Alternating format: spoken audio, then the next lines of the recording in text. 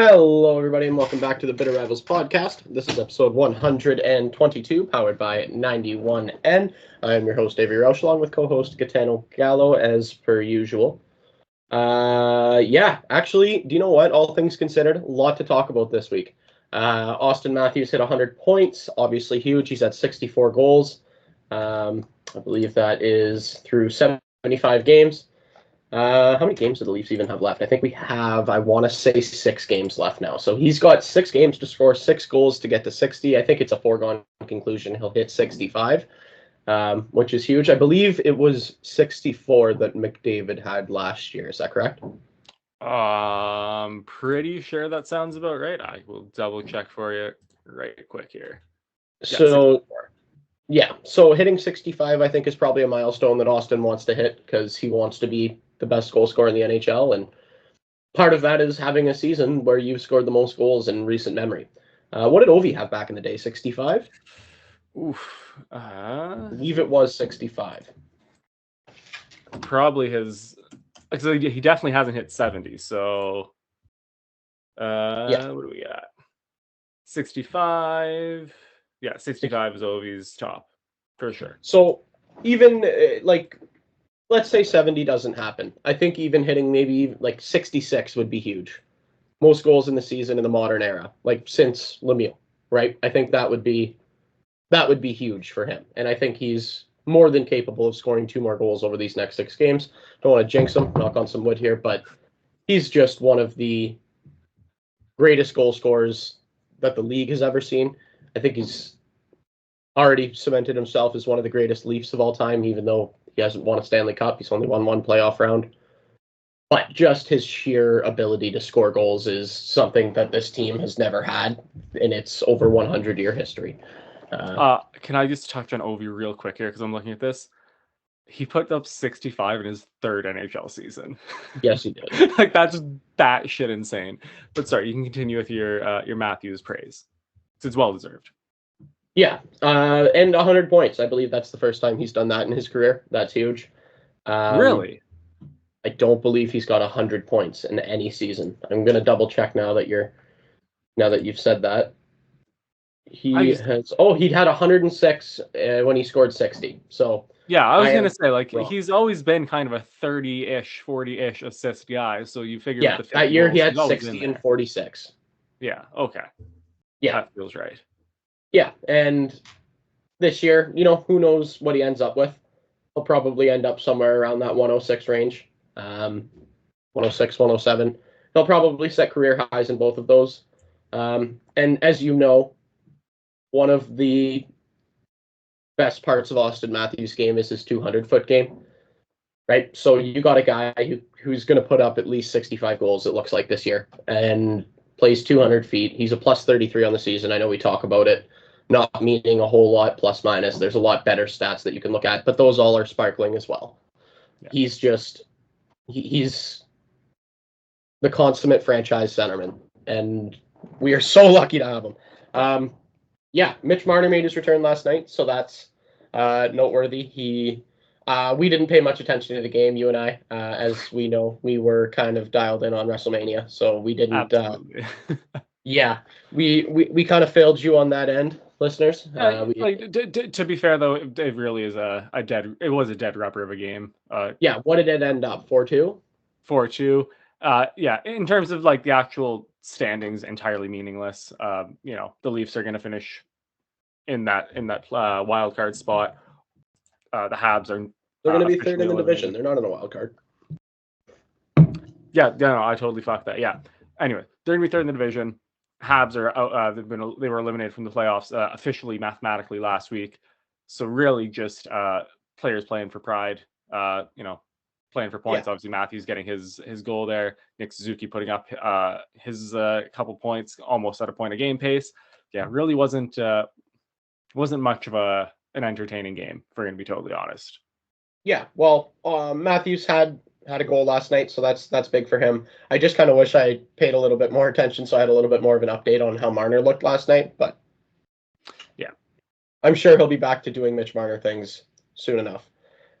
He was out a lot longer than everybody expected with that high ankle sprain, so it's good to see him back.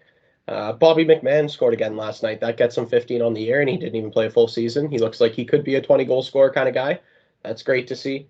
William Nylander is sitting at, here, hold on, where are we here? I believe he is at 40 goals, 56 assists, 96 points. So it looks like he might have the opportunity to hit that 100-point mark for the first time in his career, which is huge. Yeah, we're still in that part of the season where you're just kind of hoping that everybody stays healthy. You hope to get your goaltenders working well. That's what we're looking for at this point in the season. And that kind of bridges me into the goaltenders. Right now, it looks like Ilya Samsonov is the guy. I'm not going to lie. I wanted Joseph Woll to be the guy. I thought younger kid, playing better, RFA, team property, homegrown. I just wanted all of those things to work out. But right now, Samsonov is just playing undeniable in terms of getting that game one start. He's been way better than Woll, especially since Woll's come back from that knee injury that he had. So looks like Samsonov will be the guy. Woll's got to step up his game. I don't really know what you do with him at this point. Do you give more games to Samsonov to kind of get him on a roll for the playoffs? Do you get Woll in there to see what he is before the playoffs start? You said you have what, 6 games left? Yeah, like you So go how 3 and 3. How would you split that? I have no idea. I would want to see what I have in. I'd probably go 3 and 3 because then you get to see a little bit of what you have in Woll, but you're not sending Samsonov into the playoffs cold either. Yeah. So not in terms of teams, because like scheduling wise, would you just go like 1-1-1-1-1-1 or? Yeah, that's how I would do it for the rest of the season, and it's not a slight on how either of them has played. Well, maybe Woll, but it's not anything against Samsonov. I want him healthy for the playoffs. I want him active, but I don't want him tired out going into the playoffs either. Yeah, so that's where we're at with the Leafs right now. Reeves has been beating the shit out of people. It's been really, really nice to see. He beat the absolute shit out of Tanner Jeannot the other night. Michael Pezzetta like last night. One punch, Jeannot. That was like, yeah, he got all of Jeannot there. And Jeannot's like hurt, which you don't want to see. It sucks. No. But don't fight Ryan Reeves. Like I don't really know what to tell you. And yeah, Pezzetta last night got dummied a little bit too. Ragdolled not one punch, but he took a couple Reeve bombs. what I will say is that Ryan Reeves looked real tough with Arbor Jacki out of the lineup. Ryan Reeves, over the past 3 weeks to a month, has been, first of all, a serviceable hockey player, which is kind of wild. You can't say that about a lot of his career. Yeah, like he's been a serviceable hockey player on the fourth line. He does his job. He's going out there and laying guys out on the forecheck. It is awesome. And he's playing with guys that have the ability to put the puck in the net, and it's worked out for them. It has. That fourth line looks great. They kind of got burned against Tampa the other night. And it was Tampa. One of those moments where Cuthbert was like, look at Keefe. He's giving his fourth line a chance. And right off the face-off, when Tampa scored, I was like, oh, fuck. But, yeah, Reeves looks like he's probably going to play in the playoffs, and I'm not saying, if it's a 7-game series, he's probably going to play 4 or 5 games. He's not going to play a full 7-game series, but I don't think I would have said that he's playing 4 or 5 games even a month ago. There's no way, and he looks like a guy that you can use come playoff time. He's got energy right now. He's got confidence back in his game, and that's great to see because we have him on a 3-year contract. So you got to at least get some use out of him over those 3 years. Yeah, but I can see there is tangible.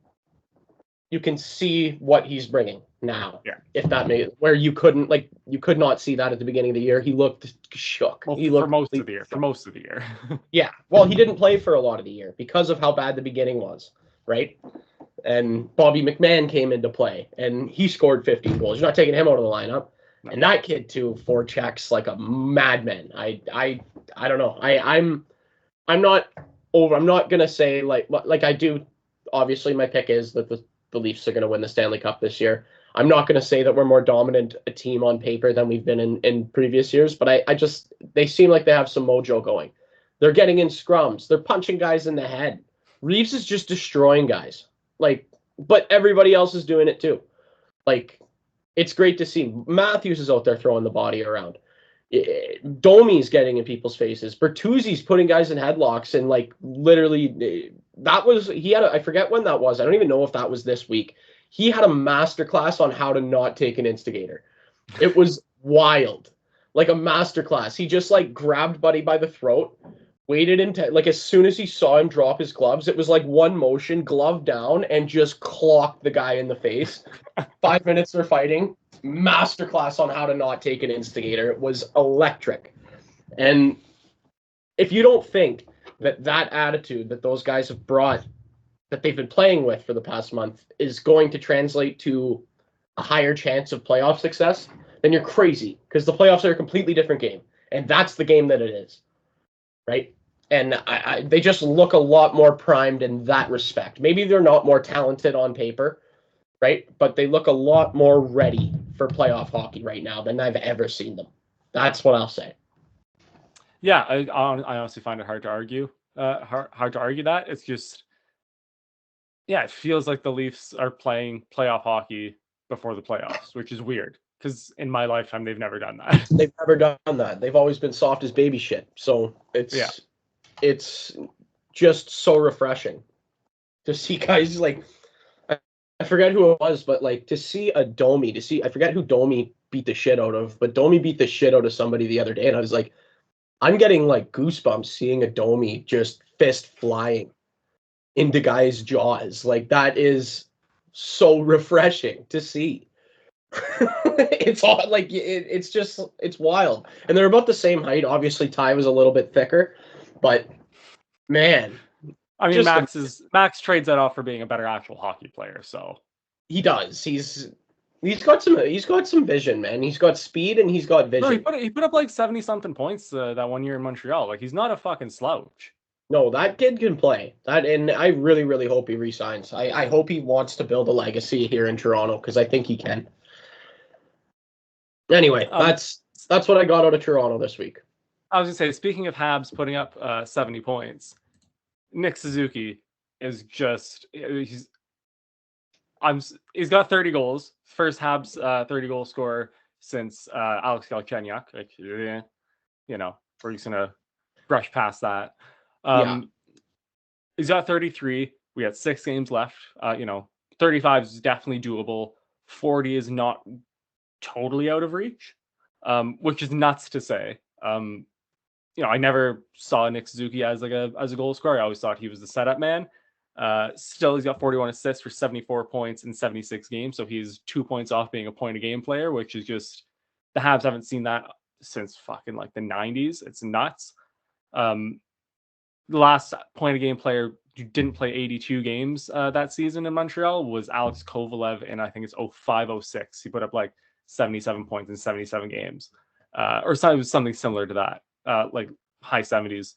So yeah, it's amazing seeing Nick Suzuki like taking these steps, being, because it's one thing for him to be a leader, in the room, as in like the team leader and the captain, but to be stepping out on the ice and leading by example and, being that guy for the Habs is just nuts.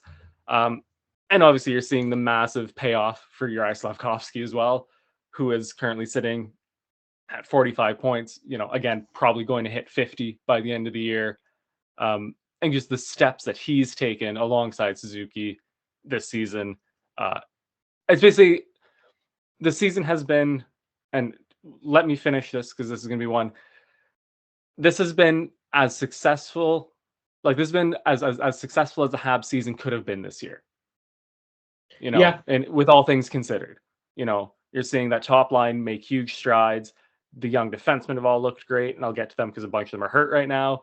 Sam Montembeault has established himself as the number one goalie. Like everything, all of the right steps have been taken. So, again, being eliminated from the playoffs, and I think we're second bottom in the conference right now. I just want to make sure. Yeah, second bottom in the conference. You wouldn't say that that's a successful season, but everything that's happened along the way this season, I would definitely say been successful. The only kind of minor thing are some injuries. So Caden Gooley and Arbor Jacki are both hurt. probably just going to be shut down for the rest of the season. We've got 6 games left. Like, no point, rushing them back to get, 2 extra games in a kind of meaningless end of the season here. But yeah, outside of that, things in Montreal, the present not so great, but the future is looking really good. Yeah, well, team in Montreal's position, that's all you can really look for is positives in the future. And there's a lot of things that still have to happen in Montreal in order for the future to be positive. You're at the point now of like they've been at the bottom for so long, you probably want to start seeing those younger players take strides and be better. For me personally, from the outside, I think I would have liked to have seen a lot better of a year from Cole Caulfield. 100%. That's something. That's a guy that you really, really wanted to see take a step. I want to remind you, and maybe it wasn't you, but there are Habs fans who are comparing him to Auston Matthews, who currently has 64 goals. And that comparison from less than a year ago, I would say, just right now looks absolutely ludicrous. And yeah, it's just you want to start to see some of these guys take steps. You want to start to see positions get solidified, guys grow into those positions. And I obviously don't watch a lot of Montreal games, but from what I've seen out of that team, I still feel like you need to see more. That's all from an outside perspective. Yeah. No, 100%. I don't think you're wrong in saying that. I think it was so we didn't record last week, but the last episode or the one before that, we were talking about, or I was talking about basically how it was the Marty St. Louis quote that he's not going to make Caulfield a better goal scorer, he's going to make him a better player, and you're seeing that from him this year. So the hope is that next year, hopefully with a fully healthy lineup, because we got 2 games of Kirby Dach. Well, not even 2 games. We got fucking 4 periods of Kirby Dach this season. Newhook missed a big chunk of the year. Like, these are guys that you could be playing Caulfield with that, kind of excel with him and kind of put him on that level where he's scoring, 30, 40, whatever goals, how many goals you want. But yeah, I think you've seen his whole 200-foot game get better. And I think if you take that into next year and go, okay, like now the baseline for your 200-foot game is that higher. Now we want to see everything else grow from there. Marty St. Louis had another fucking phenomenal quote, not about Caulfield, just the team in general. He's like, these young guys, this is their house that they're building. This is going to be their house in 5, 6, 7 years. Like, in those, when you get to that point, you don't want them to be, mad about the state of the house. This is their house. They have to build it. So I think you're kind of seeing that kind of mentality where the younger players have taken that responsibility of, not just being and there's not that there's anything wrong with being an Alex Ovechkin who just sits in the fucking top of the circle and rips one-timers and scores 50 goals, but being more of that team player that everyone's going to contribute to everything at, both ends of the ice. Everyone's going to play a good 200-foot game and really kind of build a solid team, in quotations, from back to front. Yeah. And like I said, that's you just want to see that growth. Exactly. So I'm just doing a little research. Do you have anything more Montreal related that you wanted to get to? Not particularly. Ryan Backer's been playing all right in Laval, got a couple more goals, still looked pretty good. Hudson and Fowler are in the NCAA Frozen Four. Both of them have looked phenomenal throughout that tournament. But yeah, that's pretty much it. Okay. So this is just what I wanted to talk about very quickly here.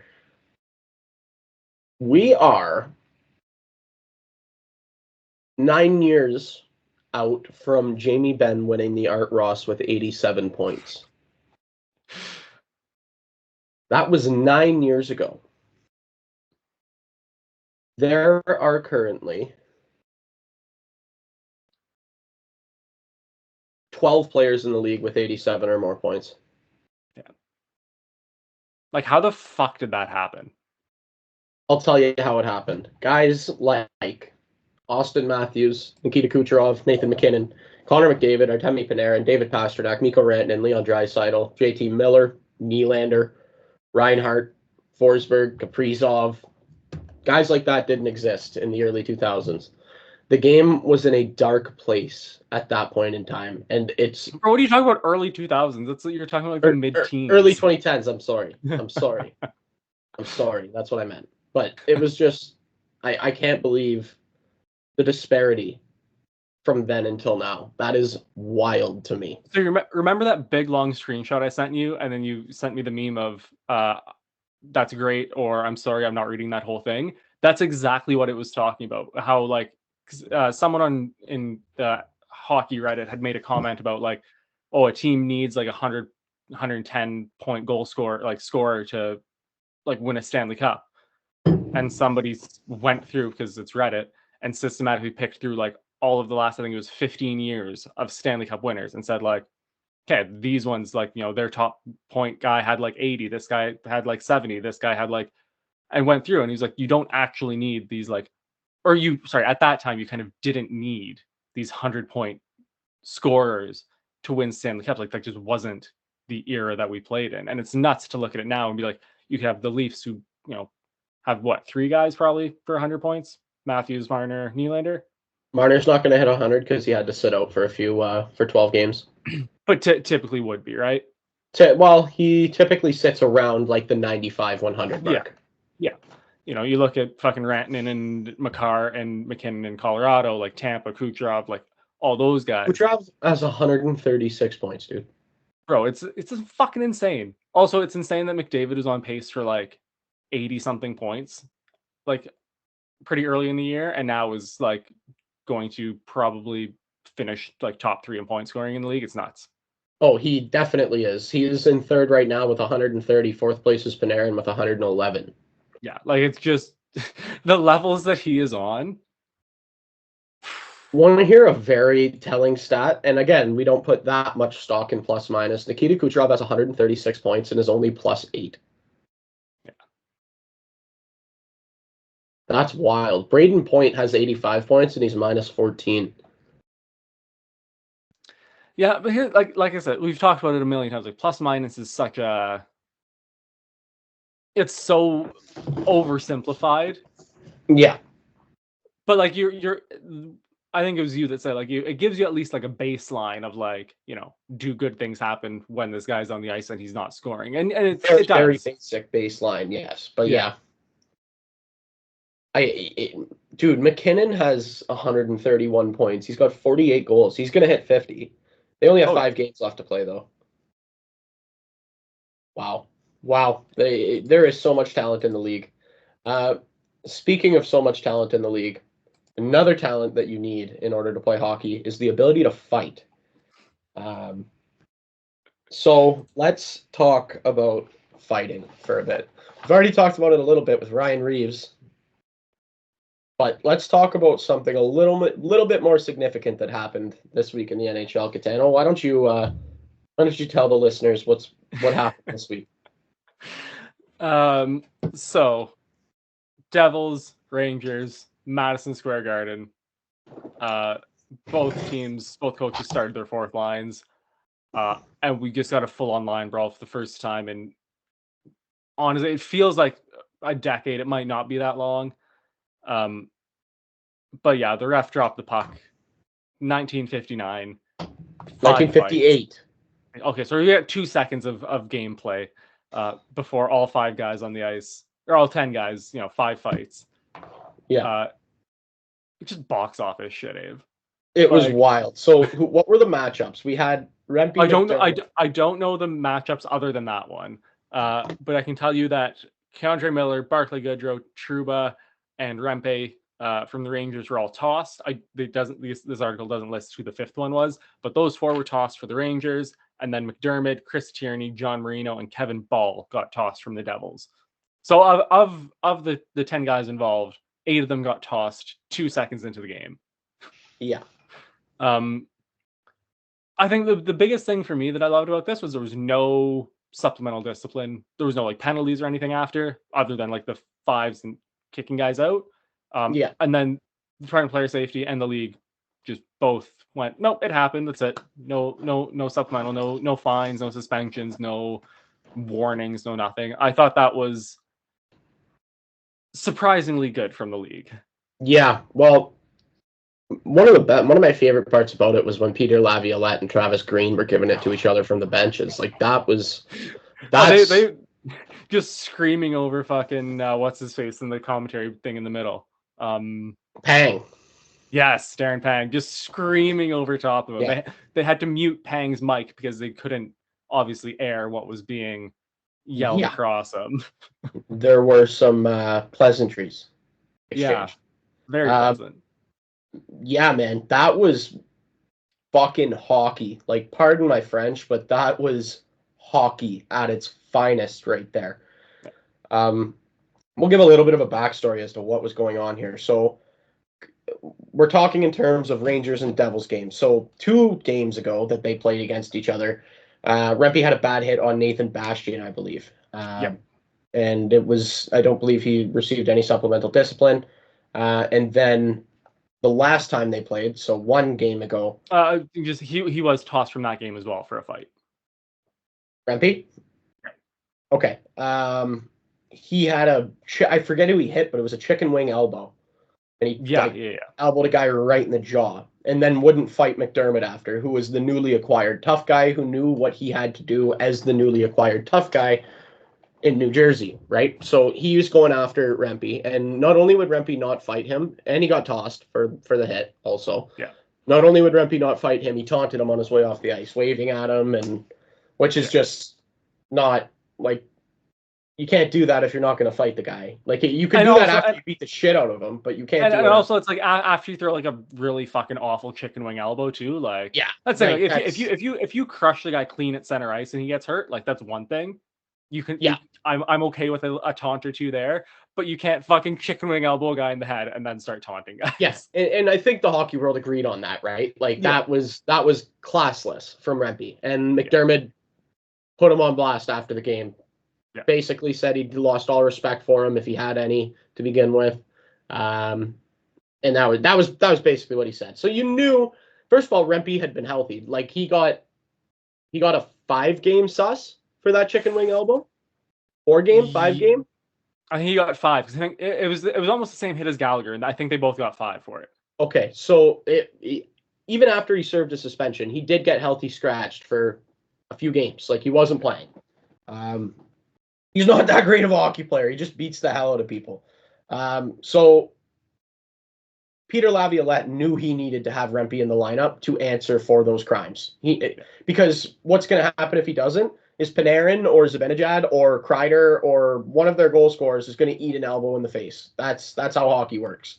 If Rempe's not there to fight and if nobody's going to answer the bell, then somebody's going to get hurt. That's hockey. It's always been hockey. It's never going to change. That's hockey. So he puts Rempe in the lineup and he starts him.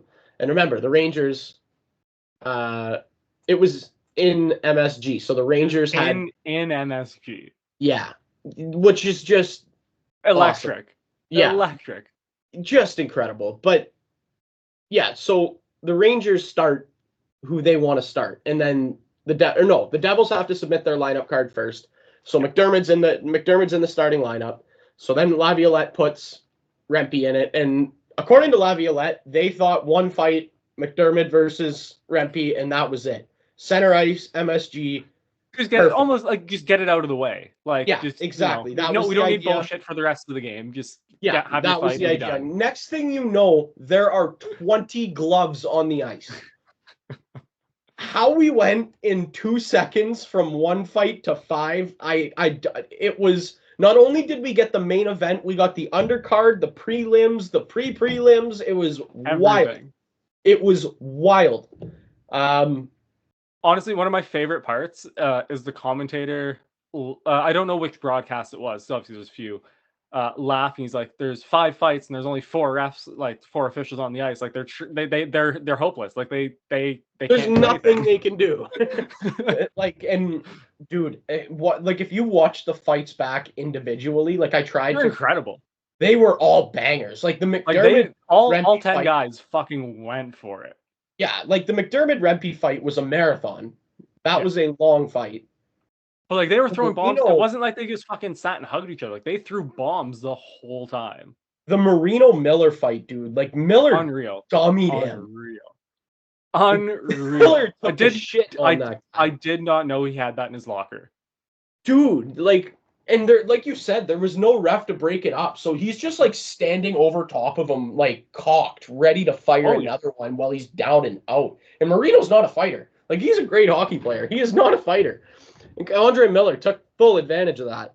Well, the thing is, like, Keandre Miller, well, before this, we didn't know this, like, wasn't a fighter, like, wasn't a tough guy or anything like that. Like, big guy, massive guy. Yeah, but this is the first we've seen of that side of him, and it was fucking insane. That was wild, and the players loved it, the fans loved it. Hockey. How much money do you think the NHL made off of that? No wonder there was no supplemental discipline. Yeah. Do you know who didn't like it? There was one person who didn't like it. Do you know who it was? No. Jen Botterill. For what that is what, like, nobody, especially at this point in the season, nobody cares about anything. That made people care. That brought emotion out of people, and you're mad about it? Yeah. Like, everybody was a willing combatant. Anyway, sorry. I was going to say, like, you know, what we've seen even in, like, the PWHL, where, like, the game is becoming more physical. Like, you know, they're fucking letting them smoke each other. Like, we're seeing players get tossed for fucking big hits. Like, you know, it's like, you have to, like, that's just part of the game, is that fucking visceral, like, gut anger of, like, I'm going to kick the shit out of you. Like, that's just, that is built into the game. It's inherent with the sport. Absolutely. And to be mad about it, you know, boiling over. Well, and here's the other thing, like, what would she have preferred? A full 60-minute game of chippy fucking bullshit? Like, where guys are running each other and there's scrums and this and that. Like, no, like, let them fight it out and then you play hockey. Because I'm pretty sure after that, it was, you know, other than a couple of players, I know the fucking Rangers coach is laughing. He's like, as soon as fucking Miller and what's his face got tossed, he looked at his other four defensemen and went, 35 minutes, boys. That's Adam Fox, he looked at, he went, 35 minutes tonight. Because that's it. Like, so other than those defensemen getting fucking skated into the ground, like, who lost? Nobody. And do you know what? Hopefully now the score is settled a little bit. Do you know what we're robbed of, though? Because fucking the Devils suck and couldn't get goaltended. A playoff series would have been a playoff. Can you imagine Rangers Devils in a playoff series? Right now, that would be fireworks. That would sell out every night. That would literally be higher rated in the NFL. There's no possible way that would actually happen, but here's the thing, Abe. There would be nobody left on either roster unsuspended by, like, game 5 or 6. Dude, like, yeah, it would be the Rochester Americans versus the Albany Devils is what we would be looking at, I think. Man. Yeah, even Shesterkin wanted to go. Oh yeah, he was standing at center with his fucking or at the blue line with his blocker and glove off. He wanted to go. Glad he didn't. You know, you don't want to see a goalie like that get tossed because he's really fucking good at what he does.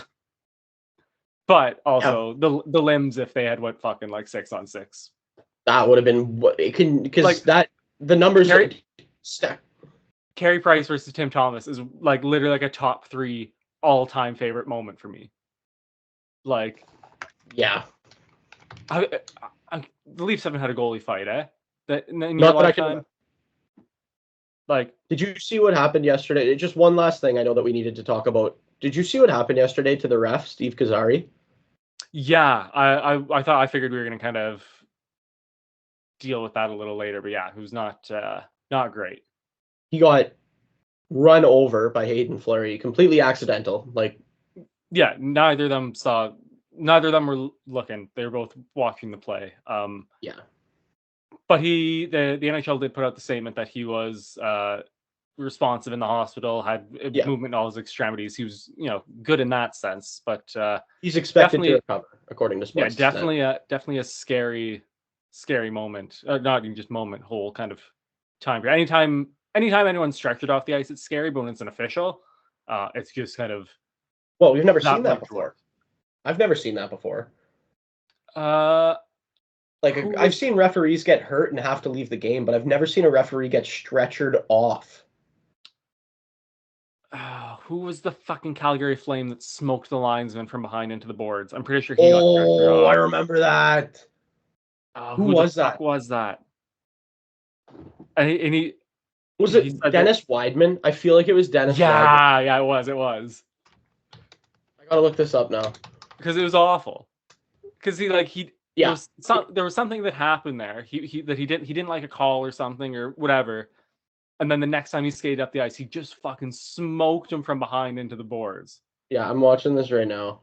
And like his excuse was like, oh, like I got hit in the head and I didn't remember it, or I thought it was somebody else. It's like, no, man. You fucking like stared him down and fucking smoked him from behind into the boards. So he got a fucking ton of games for that, eh? Well, here's the thing, and I'm looking back at this now. It was a linesman. Yeah, like it wasn't even somebody who could make a call. That's the thing. His whole like reasoning excuse for it was just fucking like I remember just being awful. It was like, no, man, you are a pissy little cunt. Ooh, fuck, I shouldn't have said that on YouTube. But you're just a little bitch. And, instead of, kind of growing the fuck up, you decide to smoke one of the few people on the ice who has no fucking equipment on, who's not prepared for that physical contact from behind into the fucking boards. I just watched it. That was wild. like we're laughing at it because it's just so utterly ridiculous. Like we're not laughing at the fact that linesman got hurt because he got pretty seriously hurt from that. Yeah, well, yeah, he just gets cross-checked into the boards from behind by a player while he's skating backwards. Like he was skating into the cross-check too, which just like the whole thing is just so fucked up. Yeah. Wow. Okay. Well, anyway, anything else that you need to get off your chest this week, Gitano, before we get to schedules? Quickly, so the rumor is that Hockey Canada wants Bedard to go to the World Cup or the World Championship. It's in Czech Republic in Prague, and the other guy who they are hoping to convince to go to Prague with them as well, because he was there the last time they went to Prague. Do you know who I'm talking about? Is it Sid the Kid? It's Sid the Kid. Yeah. Hockey Canada wants to put them together, and like, I've never wanted the Oilers to lose in the first round so badly in my life. Yeah. Because if Hockey Canada says, "Hey, Connor, please, for the love of God, come to Prague." That would be electric. The only thing is the Penguins are still in a playoff run, are they not? Yeah, so when they were talking about this on the panel there, this was last week. They're currently second in the wild card. I mean, that's a super tight race between the Penguins, Flyers, Capitals, and Red Wings. So two of those teams have 83 points. The other two have 82 points. So it's definitely, it's going to come down to the wire. 100%. Yeah. But if the Penguins don't make it, like I very rarely ask the hockey gods for favors because I know it always comes with a price. Please, hockey gods, please, can the Penguins not make it and the Oilers go in the first round and we get Bedard, McDavid, and Crosby playing together for Canada, please. Please. Yeah. So that's actually a perfect transition because the Leafs can help with that tomorrow night when they play the Pittsburgh Penguins at home. So hopefully they get a W there. That will help. I very rarely want the Leafs to win hockey games. I would appreciate if they won that one. Yeah. Then we have. So we're playing a 4-game week this week. We have the Penguins tomorrow. Then we're in New Jersey on Tuesday, so we play back-to-back. Then we have Thursday, New Jersey comes to Toronto. And then Saturday, the Red Wings come to Toronto. So that's what we have before we record next Sunday, which will be the 14th. Yeah, so actually the Habs go to MSG tonight. They play at 7 against the Rangers. Then we're back at home to play the Flyers on Tuesday. We go back to New York to play the Islanders on Thursday. And then to Ottawa on Saturday to play the Senators. And then I'm looking at the schedule, not something I can remember seeing, but the Habs have a home and home with the Red Wings next Monday, Tuesday, the 15th and 16th to close out the season. Interesting. Haven't seen that before. Yeah. Yeah, that is interesting. The Leafs actually have they're doing like a little Florida road trip to close out the season. So Tuesday they're in Florida, and then Wednesday they're in Tampa to close out. And then I believe the playoffs start on one of our favorite days on this show, April 20th. I'm going to confirm that right now because I want to make sure that we get that right. And if it is, then that would be a phenomenal way to start. Yes, this last game of the season is on the 18th. Yeah. I believe the commercials have been saying the playoffs begin on the 20th. Yeah. Oh, yeah, there we go. NHL playoffs will begin on April 20th and conclude on Monday, June 17th at the latest. That is so much fucking hockey we have coming up, Ave. I know, and it's going to be playoff hockey, and we know how much we enjoy. Like, regular season hockey, a lot of times when I throw games on that aren't Leaf games, it ends up just being background noise. But that is not the case come April. When the playoffs are, like, you can't not pay attention to playoff hockey. We've said this every year on this show. We've been doing this since 2020. For 4 years, we have been saying these words. And those words are, there is nothing better than playoff hockey. Nothing. No sport can even come close in terms of their playoffs. Playoff hockey is the best thing in sports. Bar none.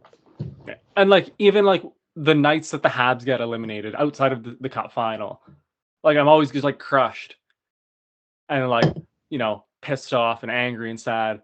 And then the next game starts, and I'm like, playoff hockey.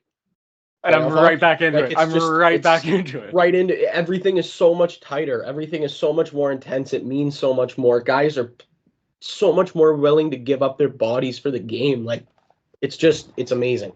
Anyway, I think that's all we have for today's episode. It's been a little bit of a longer one. We did skip last week, so that's why you're getting extra content this week. Thank you for listening to episode 122 of the Bitter Rivals podcast, powered by 91N.